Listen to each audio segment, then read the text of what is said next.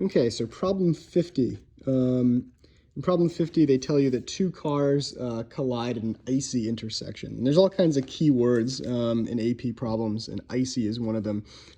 Icy, unless they tell you otherwise, really means disregard friction or assume that friction is negligible. So they collide at an icy intersection and stick together afterwards. So this is a perfectly inelastic collision. The first car has a mass of 1,200 kilograms and is approaching at 8 meters per second due south. Okay, so let's visualize this. So we have car one, okay, and it's approaching the intersection. We'll call this V1. It's 8 meters per second. Its mass, we'll call it M1, is 1,200 kilograms, and it's directed due south, okay? The second car has a mass of 850 kilograms and is approaching at 17 meters per second due west, okay? So, again, we have a car. Its mass, we'll call it M2. This is 850 kilograms. And its velocity we'll call V2. This is 17 meters per second. Okay. And it's heading due west. Okay, so what's going to happen? The cars are going to smack into each other, and then they're going to stick together somehow. I don't really know how. It's going to be a whole mess, and then that whole mess of collided cars is going to travel at some new velocity. Okay, we don't know what that is. We'll just call it V prime, okay, because they're no longer traveling as independent point masses, they're traveling as one kind of collective mass. Okay, we don't know what direction that's in, but we can figure it out. Okay, the way that we can approach this is, again, by looking at the components, okay? So initially, if we're calling the two cars our system, okay, one component of the system has vertical momentum, and another component of the system has horizontal momentum. But this one here has no horizontal momentum, this one here has no vertical momentum. So the mass of this new, we'll call it M prime even, is going to be M1 plus M2, obviously.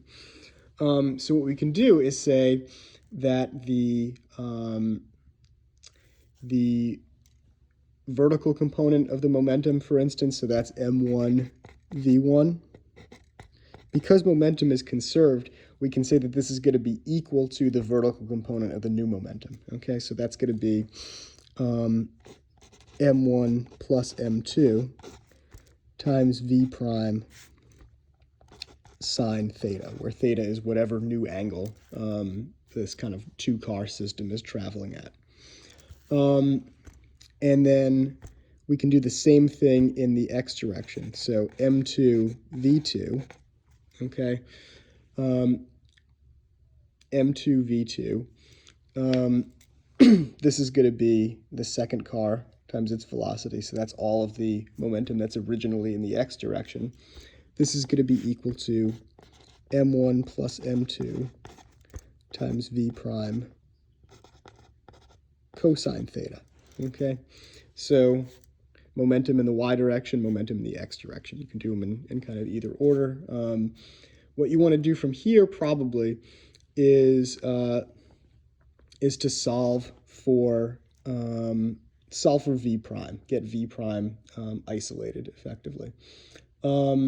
So from there, what you want to do is take either equation will work just fine, and it's just a matter of dividing out everything that's not V prime. Okay, so if we use this second equation here, for instance, we can say that V prime, okay, is equal to M2 V2 over M1 plus M2 cosine theta. Okay, and then we can take that and plug that back into our original equation. And when we do that, notice that a lot of stuff is going to wind up canceling out. So if we take this and plug it in up here, notice we have m1 plus m2 in the numerator and in the denominator, so that's going to cancel out. We have sine theta in the numerator and cosine theta in the denominator, so that's going to give us tangent of theta. Okay, you'll see that kind of happening a lot.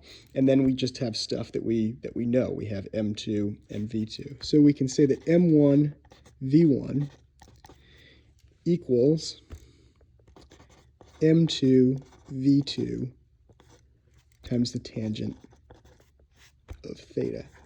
Okay, and from here it's just a quick computational jump to the tangent of theta equaling m1 v1 over m2 v2, or theta equaling the inverse tangent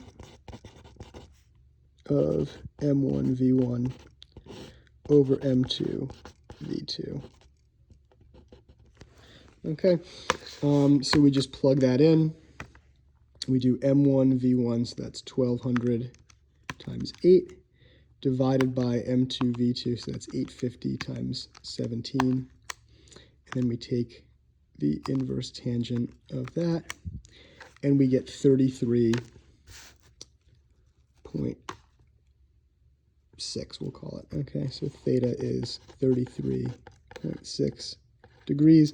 Now remember, we're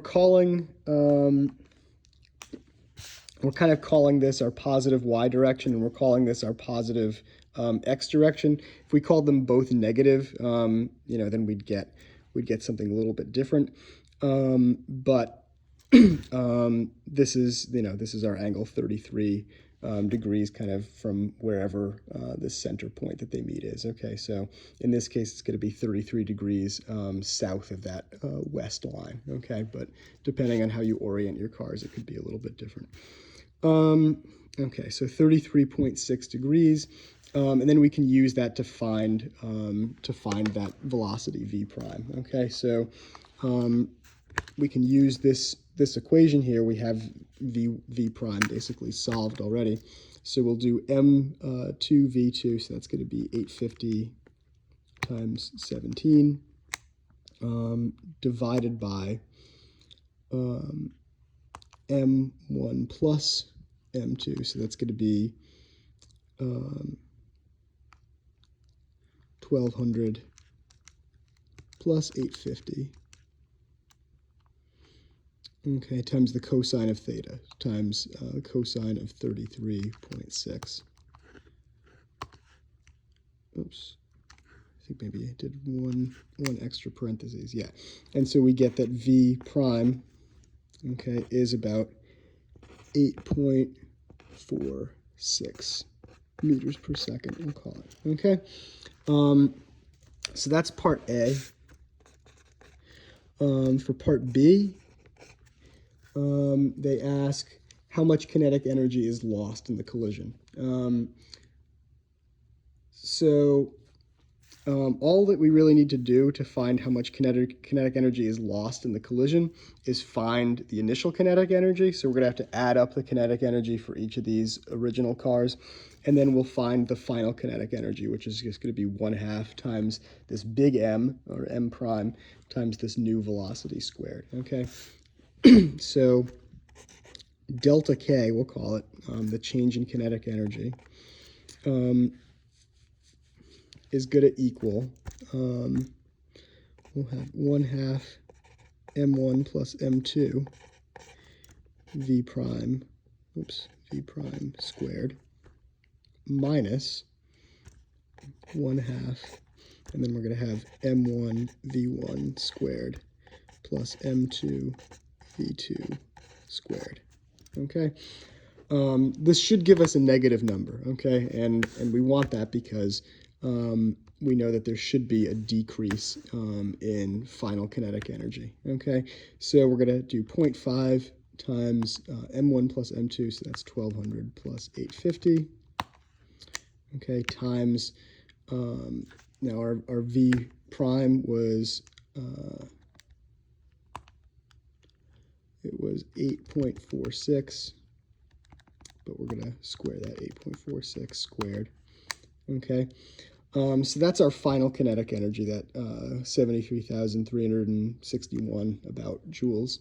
And we're going to do minus 0.5 times, and then we'll do M1 1200 times 64, so that's 8 squared, plus 850 times 17 squared.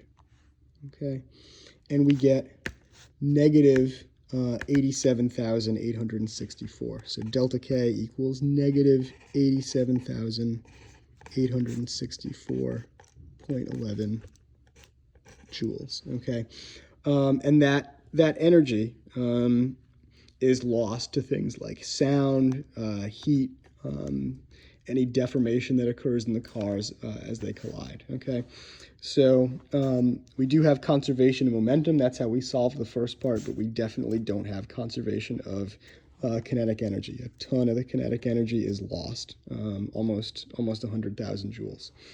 Okay, so that's problem 50, and I'll be posting problem 52 soon as well.